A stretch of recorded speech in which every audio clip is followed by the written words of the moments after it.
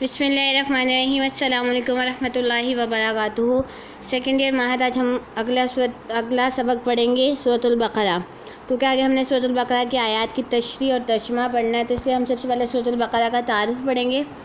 सूरतुल बकरा का तारुफ ये कुरान मजीद की दूसरी सूरत है, यानी कि पहली सूरतुल बकरा है तरतीब के लिहाज से, और दूसरी सूरत सूरतुल बकरा है। पहली सूरतुल फातिहा है, दूसरी सूरतुल बकरा है। कुरान मजीद की 7 तवील तरीन सूरतों में से एक है। इसके मुख्तलिफ नाम हैं, मसलन फुस्तातुल कुरान, कुरान का खैमा, सनामुल कुरान, कुरान की चोटी वगैरह। सूरतुल बकरा को बकरा क्यों कहते हैं? इसके वजह तस्मिया बकरा के माना गाय के हैं, क्योंकि इसकी आयत नंबर 67 था। 73 में ऐसी गाय का जिक्र आया है जिसको अल्लाह ताला ने बनी इसराइल को ज़िबा करने का हुक्म दिया था। ये वाक़या सबक आमोज़ है, जिससे बनी इसराइल की ज़हनी और अखलाकी पस्ती का अंदाज़ा होता है, ताकि मुसलमान इससे इबरत पकड़ें, क्योंकि जो भी ऐसा करेगा वह सज़ा का मुस्तहिक होगा, ख्वाह बनी इसराइल हो या फिर मुसलमान हो।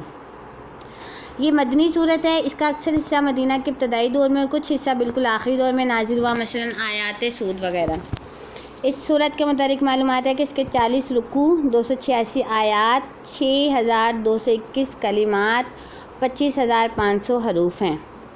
इसका शान नज़ूल के बारे में दरअसल जो है वो चीज़ें काबिल ज़िक्र हैं। नंबर 1 पहली ये है कि मदीना में इस्लाम का वास्ता मुशरिकीन के बजाय यहूद से था। इनकी तालीमात तौहीद और रिसालत से मुसलसल इन्हितात की वजह से अपनी असल शक्ल खो चुकी थी, यानी कि मुसलसल इसमें वो क्या करते रहते थे, तब्दीलियाँ करते रहते थे। तो जो असल चीज़ थी वो क्या हो चुकी थी, ख़त्म हो चुकी थी। इसलिए अल्लाह ताला ने इनके अकायद और हालात का तजज़िया किया और तनक़ीदी जायज़ा लिया है कि एक पैगम्बर की उम्मत के बिगाड़ की नौइयत क्या होती है।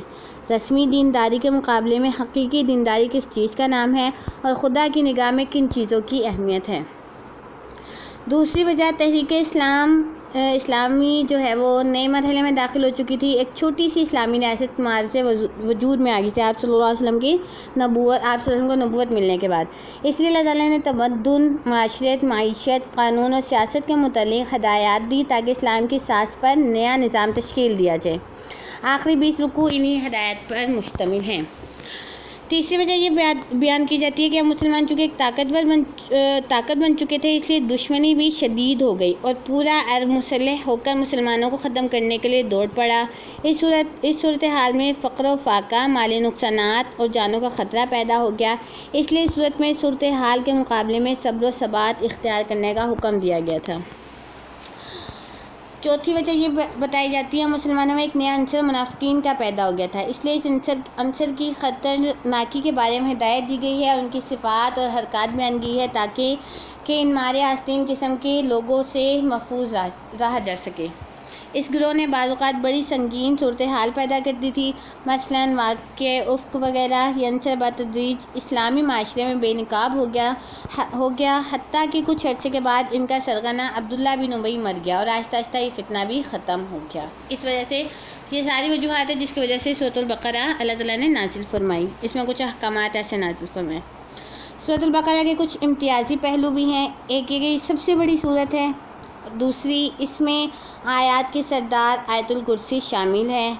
तीसरी इसकी वजह यह है कि इसकी आयत नंबर 282 कुरान की सबसे तवील आयत है। बाज़ रवायत के मुताबिक कुरान मजीद की सबसे आखिरी आयत वत्तक़ू यौमन तुरजऊना फ़ीही इलल्लाहि है और वो इसी सूरत का हिस्सा है। इसके हदीस में बहुत फजीलत आई है। इसकी आखिरी 2 आयत की हदीस में बहुत तारीफ़ आई है। आगे सूरतुल बकरा के हम फ़ज़ाइल पढ़ेंगे। नंबर 1 है कुहाने कुरान। ये सूरत कुरान की कुहान यानी बुलंदी कहलाती है, इसलिए नबी करीम सल्लल्लाहु अलैहि वसल्लम ने फरमाया हर चीज़ की कुहान यानी बुलंदी होती है। कुरान मजीद की कुहान सूरतुल बकरा है। नंबर 2 शैतान से निजात। इरशाद नबी सल्लल्लाहु अलैहि वसल्लम है, जो शख्स दिन के वक्त अपने घर में तिलावत सूरतुल बकरा करता है, इसके घर में 3 दिन शैतान दाखिल नहीं होता, और जो रात को तिलावत करता है 3 रातें शैतान इसके घर में दाखिल नहीं होता।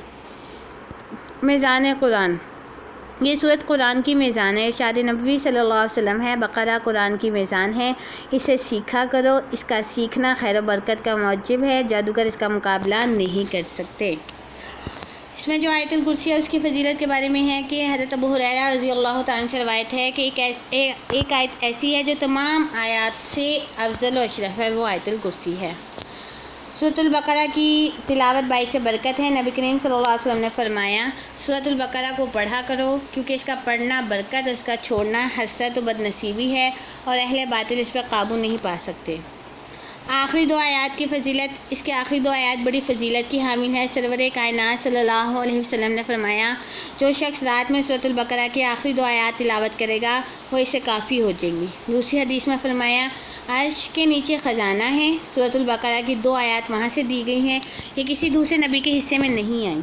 मेराज की शब आप सल्लल्लाहु अलैहि वसल्लम को 3 तोहफ़े अता हुए, एक 5 नमाज़ें, दूसरा सूरतुल बकरा की आखिरी आयात और तीसरा उम्मत मुहम्मदिया सल्लल्लाहु अलैहि वसल्लम का हर फ़र्द सिवाय मुशरिक के बख्श दिया जाएगा। सूरतुल बकरा के अहम मज़ामीन, सूरतुल बकरा के पहले 20 रुकू के अहम मज़ामीन में दर्ज झेल हैं। नंबर 1, कुरान मजीद का मकसद। इसमें कुरान मजीद का असल मकसद बयान किया गया है कि लोगों की हिदायत के लिए भेजा गया है। मसलन आयत नंबर 2 में फरमाया गया, हुदल लिल मुत्तकीन, या मुत्तकीन के लिए हिदायत है।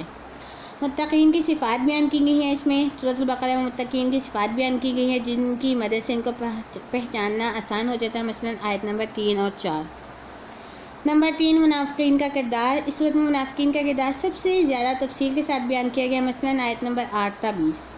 फ़ासिक़ीन की सिफ़ात बयान की गई हैं। इस सूरत में फ़ासिक़ीन की सिफ़ात, इनके अलामात से इनकी पहचान हो सके। मसलन आयत नंबर 27।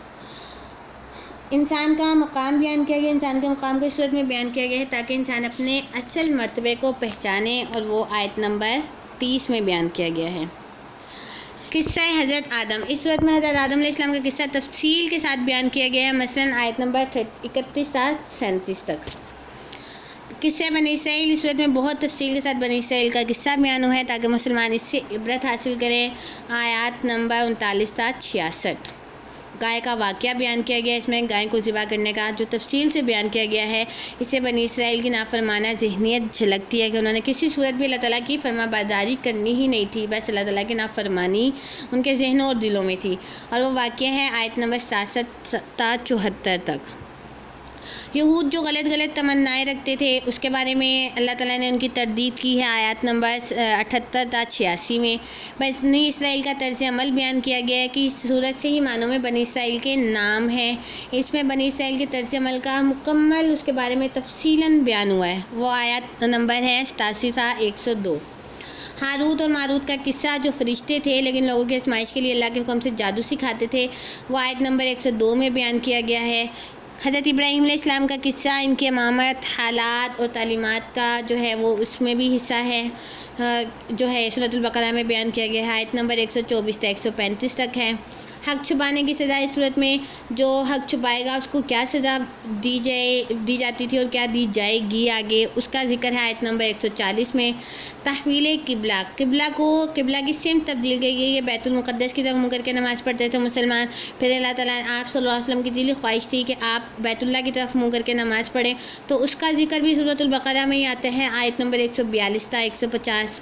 दावत की खसूसियात के, यानी कि जो दीन हक़ की दावत में, राह हक़ में पेश आने वाली मुश्किलात हैं, फिर उन पर सब्र करना है, उनका जिक्र अल्लाह ताला ने आयत नंबर 151 से 157 में किया है।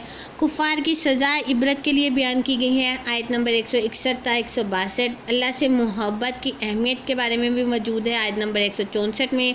बातिल के पेशवास में, यानी कि झूठे लोगों के बारे में बयान किया गया आयत नंबर 166 में। ये हमने सूरतुल बकरा का तारुफ़ पढ़ा। कल इंशाअल्लाह हम सूरतुल बकरा का तर्जुमा और तफसीर शुरू करेंगे। अस्सलामु अलैकुम व रहमतुल्लाहि व बरकातुहू।